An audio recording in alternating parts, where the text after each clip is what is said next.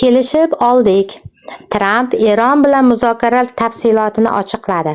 Assalomu alaykum kanalimiz kuzatuvchilari. Kanalda yangi bo'lsangiz, like va obuna tugmasini bosishni unutmang. Bugun 23-mart kuni AQSh prezidenti Donald Tramp jurnalistlarga Washington Tehron vakillari bilan juda samarali muzokaralar o'tkazganini, har ikki tomon asosiy masalalar bo'yicha umumiy til topgani ma'lum qildi. Uning so'zlaridan Reuters va NBC News iqtibos keltirmoqda. Bizda juda samarali muzokaralar bo'ldi.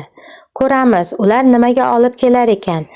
Aytishim mumkin bo'lgan gap shundaki, biz aksariyat muhim masalalar, deyarli barchasi bo'yicha kelishib oldik, deydi AQSh prezidenti. Uning so'zlariga ko'ra, muzokaralarda Amerika tomonidan uning kuyovi Jared Kushner va maxsus vakil Steve Witkoff ishtirok etgan. Tramp Eron tomonidan kim qatnashganiga aniqlik kiritmagan. Faqatgina u yuqori martabali va hurmatli yetakchi ekanini qayd etgan.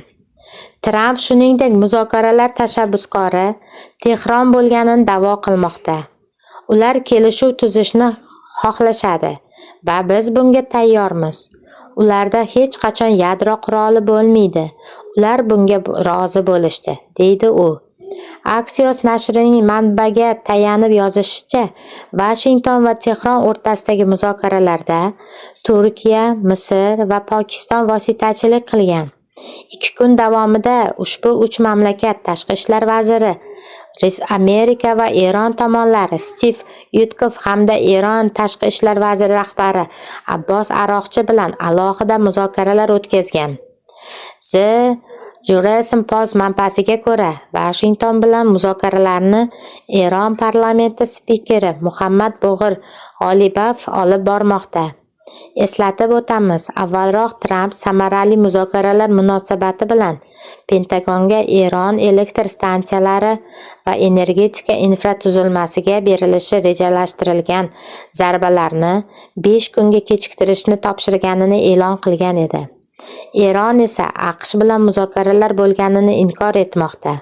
Tehronning fikricha, Tramp Eronning harbiy tahdidlari yanada ishonchli bo'lib qolgani sababli muhim infratuzilmaga hujum qilishdan voz kechgan.